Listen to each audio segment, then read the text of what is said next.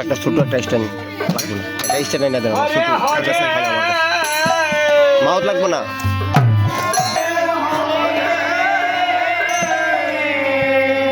হরে কৃষ্ণ হরে কৃষ্ণ কৃষ্ণ কৃষ্ণ হরে হরে হরে রাম হরে রাম রাম রাম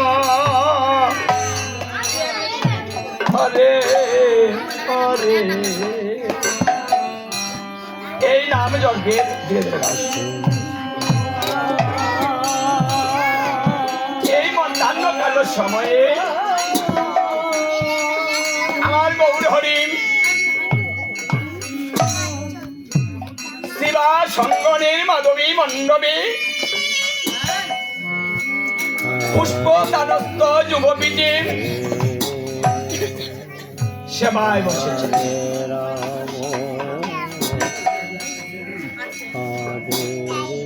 সেবা কিভাবে হয়? সেবা দুর্যোধনও কিন্তু আয়োজন করেছিলেন শ্রীকৃষ্ণকে সেবা দেওয়ার জন্য। আয়োজন করেছিলেন শতোপাচারী।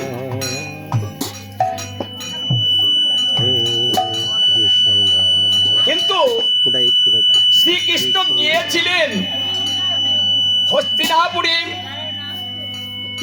সেবা করার জন্য গিয়েছেন, কিন্তু তিনি সেবা করেন।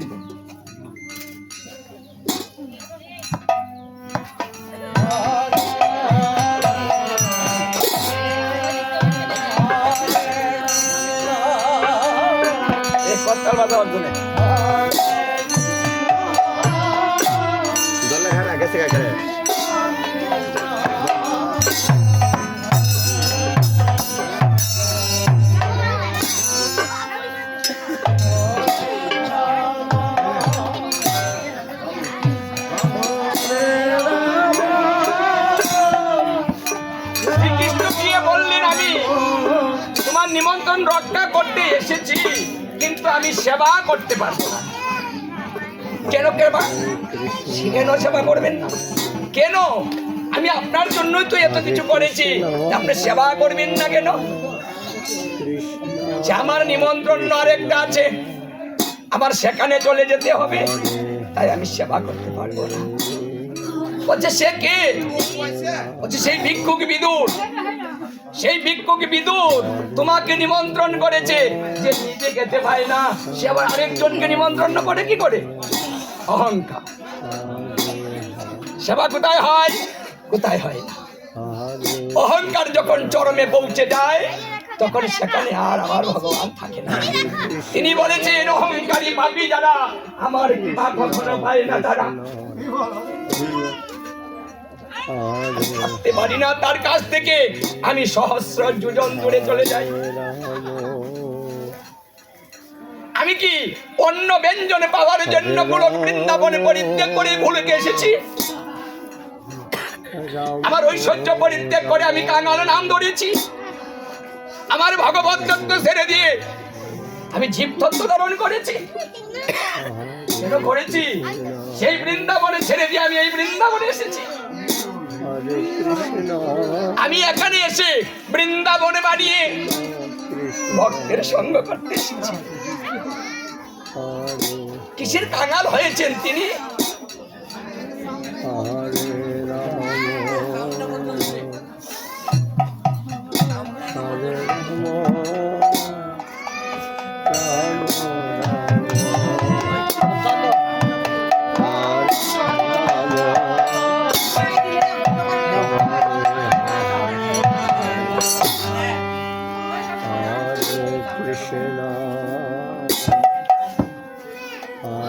তিনি সেবা করলেন না, অহংকার মিশ্রণ করা হয়েছে দ্রব্যের মধ্যে,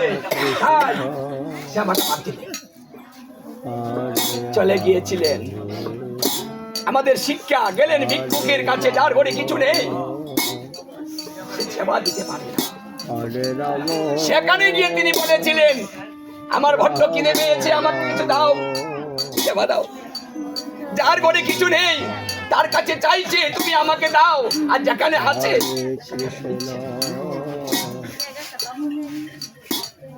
ঘরে কিছু নাই। বিদুরের স্ত্রী কাঁদছিলেন।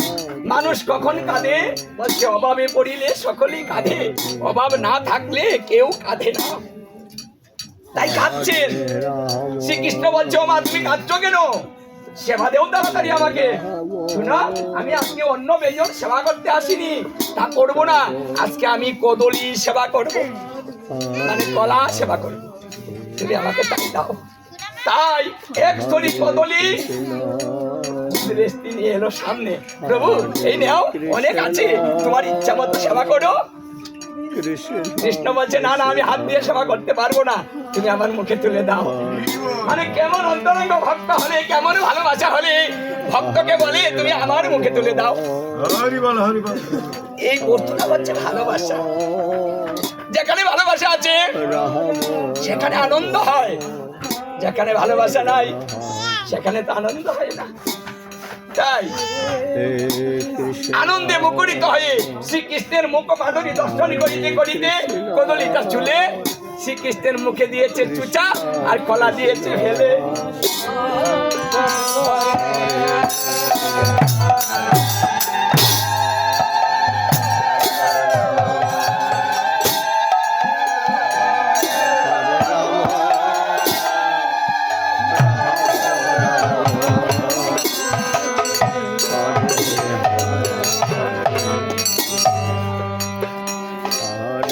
Krishna,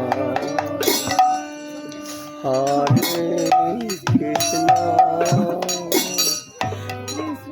Krishna Krishna, এক ছড়ি কদলি শ্রীকৃষ্ণের সেবা হয়েছিল, কিন্তু একটাও কলা যায়নি। কি গিয়েছে? চুচা গিয়েছে। ভালোবাসার দ্রব্য কিভাবে কি গ্রহণ করেন দেখুন। আয়োজন কম, সমস্যা নেই, কিন্তু ভালোবাসাটা বাড়িয়ে দিতে হবে। বিদুর এসে বলেছিলেন, এই তুমি কি করছো? শ্রীকৃষ্ণের মুখে কি তুলে দিচ্ছ তুমি? চুচা কেউ দেয়? হ্যাঁ,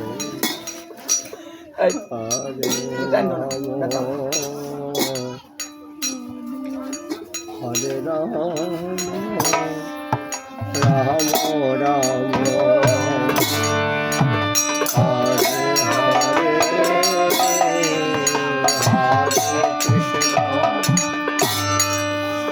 Hare Krishna, Krishna Krishna, Hare Hare,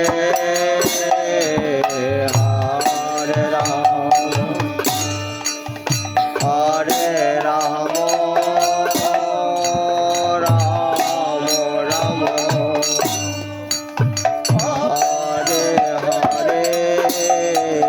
সেখানে শ্রীকৃষ্ণ বলেছিলেন, বিদুর কাজটা তুমি ভালো করোনি, আমি এই কদলি সেবা করার জন্য আসিনি, আমি ভালোবাসা গ্রহণ করছিলাম, আমি ভক্তের ভক্তির গ্রহণ করছিলাম, আর তুমি এসে ভক্তের মনে ভয় ঢুকিয়ে দিয়েছ। তাই অপরাধ তোমার হয়েছে, ওর হয়। দেখুন কথা কিন্তু খুব হিসাব, কথা বলছে একজন, তার অপরাধ হয়ে গেল, অথচ চুচা মুখে দিয়েছে, ভুল করেছে, যে আর কোনো অপরাধ হলো না। আমাদের শিক্ষা যে ভালোবাসার দ্রব্য যেভাবে দিক আমি সেটাই গ্রহণ করে থাকি। তাহলে সেবাটা কত মুখ্য। সেবা দিয়ে কৃষ্ণ দর্শন করেছে। জয়দেব কবি স্ত্রী পদ্মাবতী একবার সেবা দিয়েছিলেন।